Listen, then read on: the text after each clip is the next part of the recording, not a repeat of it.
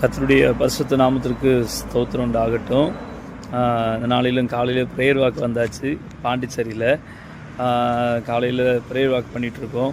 ஜபத்தோடு கூட கர்த்தர் இந்த பாண்டிச்சேரி மாநிலத்தை மாற்றும்படியாக, இந்த பாண்டிச்சேரியில் அதிகமாக பெருகி இருக்கிற விபச்சாரங்களும் வேசித்தனங்களும் குடிவெறியின் கிரிகள் அழிக்கப்படணும்.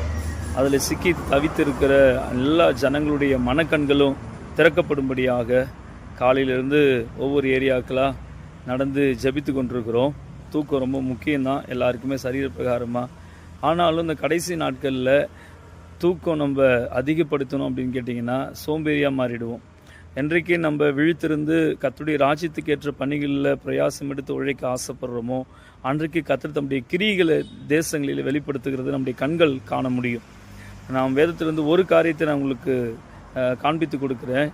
பார்வோனுடைய மிகப்பெரிய யுத்த அந்த இரைச்சல் மத்தியில் மோசே ஜபம் பண்ணும் பொழுது கர்த்தர் முழுவதும் கீழ்காற்றை அனுப்பி செங்கடலை பிரிய செய்தார். அப்போ செங்கடல் பிரியணும் நம்முடைய வாழ்க்கையில் அப்படின்னா தேசத்தில் செங்கடலை போன்ற இருக்கிற பிரச்சனைகளும் போராட்டங்களும் மாறி அதில் ஒரு வழி திறக்கணும் அப்படின்னு விசுவாசிச்சிங்க அப்படின்னா நீங்கள் ஜெபிக்கணும். கீழ்காற்றுக்காக கர்த்தர் அதை அனுப்புவார். யோர்தான் பிரியணும், கானானை சுதந்திரிக்கணும் அப்படின்னு விருப்பப்படுற கர்த்தருடைய தேவ பிள்ளைங்க, யோர்தான் பிரியணும் அப்படின்னா ஆசாரியர்களாகிய நீங்களும் நானும் உள்ளங்காலை கொண்டு போய் அதில் பதிக்கணும். நம்முடைய உள்ளங்கால் படும்பொழுது தான் யோர்தான் நதி பிரிந்து சுதந்திரிக்கிற தேசத்தை நீங்களும் நானும் கண்களால் பார்க்க முடியும். அது மாத்திரம் இல்லை, சுதந்திரிக்கிற தேசத்துக்குள்ளே சென்றாலும் அநேக எரிகோக்கள் எழும்பி நிற்கும். அந்த எரிகோவின் தடைகள் உடைக்கப்படணும்.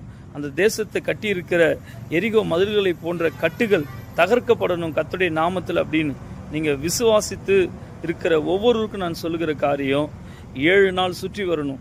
எக்காலத்தோடும் கர்த்தருடைய உடன்படிக்கப்பட்டிய சுமந்தவர்களா நம்ம சுற்றி வருகிற இந்த பணிகளை சரிவர செய்யும் பொழுது கர்த்தர் தேசத்தை நம்முடைய கரங்களை ஒப்பு கொடுத்து தேசத்தில் இருக்கிற எல்லா அந்தகாரங்களையும் இருளின் ஆதிக்கங்களையும் சங்காரம் பண்ணுகிற பலத்தை கர்த்தர் நமக்கு தருவா.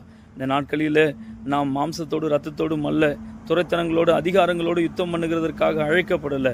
அந்தகார லோகாதிபதிகளின் வானமண்டலத்தின் சேனைகளை நிர்மூலமாக்கி ஜனங்களை கட்டியிருக்கிற எல்லா விதமான இருளின் கிரிகளை அழிக்கப்பட்டு ஜனங்களுடைய மனக்கண்கள் திறக்கப்படும்படியாக பிரயாசம் எடுக்கிற ஊழியத்தை செய்கிறதற்காக அழைக்கப்பட்டிருக்கிறோம். ஆகையினால இந்த ஊழியத்தில் உண்மையும் உத்தமமாய் நிற்போம். கர்த்தர் நமக்கு துணை இருந்து தேசத்தை சுதந்திரிக்க அனுக்கிரகம் பாராட்டுவாராக.